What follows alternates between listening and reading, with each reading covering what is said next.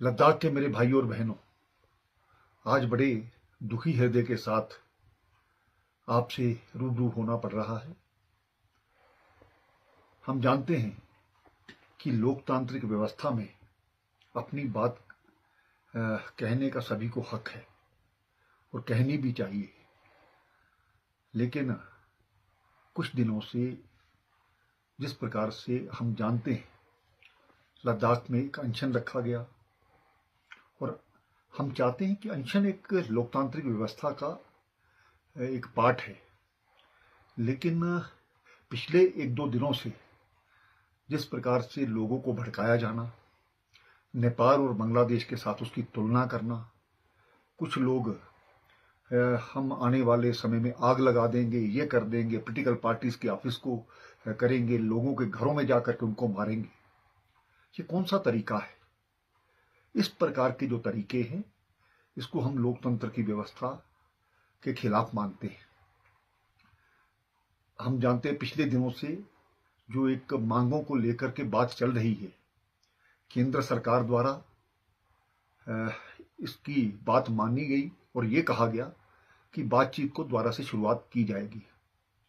हमने तो कोई नाम तय नहीं किए, नाम आपने तय किए और ये भी तय हो गया कि इस दिन हम बात करेंगे, लेकिन उसके बावजूद वहां पर आकर के एक ग्रुप आता है, धरने में जाता है, धरने के बाद निकलता है और आकर के जगह जगह पर आग लग जाती है, पत्थरबाजी होती है।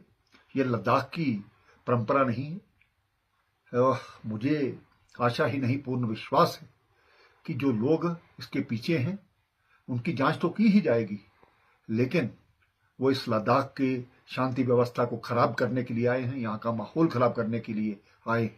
जो आज कुछ जाने गई हैं वो उसके जिम्मेवार हैं। इस प्रकार के लोगों को बर्दाश्त नहीं किया जा सकता। मैं एक बार ये जो लोग भड़का रहे थे, मैं शांति व्यवस्था की दोबारा से अपील करता हूं और जिन लोगों ने आज के इस सभी व्यवस्था को खराब करने के लिए ये कोशिश की, जब हमने सुबह यहाँ पर सीआरपी पुलिस को डिप्लॉय किया था, सिर्फ ठीक है एक बंद का आह्वान किया गया उस व्यवस्था को बनाने के लिए, लॉ एंड ऑर्डर रखने के लिए। वहाँ पर हमारे सभी जो पुलिसकर्मी हैं उनके हाथ में लाठियां दी गई थी, लेकिन सीआरपीएफ के लोग गाड़ी के बीच में बैठे हैं और उनको जलाने का प्रयास किया जाता है। ये कहाँ का इंसाफ है?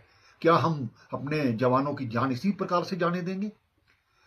उसके बाद कुछ लोग डायरेक्टर जनरल पुलिस जो कि यहाँ की लॉ एंड ऑर्डर को मेंटेन रखते हैं, कई वर्षों से यहाँ पर सेवा का काम कर रहे हैं, उनकी गाड़ी पर बड़े बड़े पत्थर मारे जाना, ये कहाँ का इंसाफ है?